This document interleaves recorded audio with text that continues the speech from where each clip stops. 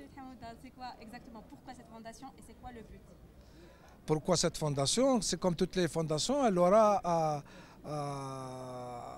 répondre à un certain nombre de questionnements. Elle aura sur l'histoire, sur la culture, sur la manière dans laquelle, comme elle s'appelle la fondation Améroche, donc elle aura à répondre à faire des propositions sur une nouvelle forme d'organisation du pays.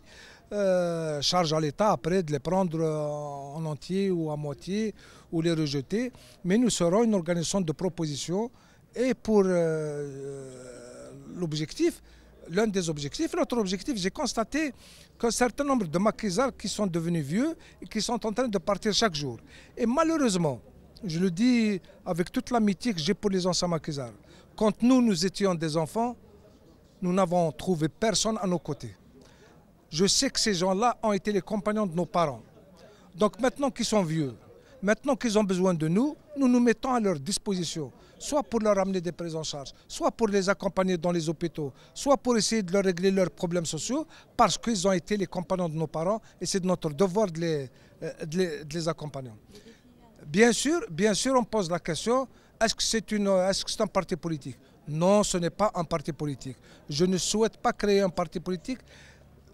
Et on peut militer sans qu'on soit à l'intérieur d'un parti politique. Il faut réinventer une nouvelle manière de faire la politique. C'est une politique citoyenne. Les citoyens doivent s'engager dans la vie publique de leur pays et c'est le but que nous nous sommes fixés.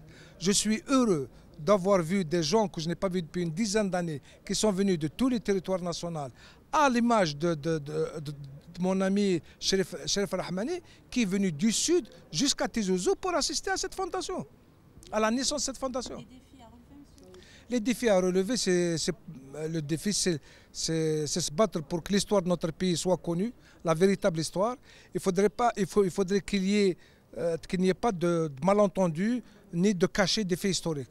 Tous les faits historiques doivent être connus par les Algériens, que ce soit du côté positif, que ce soit du côté négatif. Notre lutte de libération nationale est si glorieuse que parler d'un certain nombre de problèmes négatifs n'enlève en rien à la grandeur de la révolution. Des contraintes Des contraintes concernant, nous avons vu le ministre des Moudjahidines ici, et il nous a affirmé qu'il soutient votre je le remercie. Mais est-ce que c'est vraiment, il sera concrétisé ou c'est juste des paroles en l'air? Je le remercie. C'est un ministre du gouvernement. Je ne crois pas que les membres du gouvernement puissent être des menteurs, non? Non, ils ne mentent pas. Je suis sûr qu'il fera ce qu'il peut. Ceci étant dit, nous, on ne compte pas sur l'État. Nous allons nous donner les moyens. Si les gens qui ont fait le 1er novembre 1954 avaient compté sur je ne sais pas quel organisme pour leur donner de l'argent, les aider, ils ne l'auraient pas fait. Nous avons les moyens de notre politique, sinon on ne le ferait pas. Merci.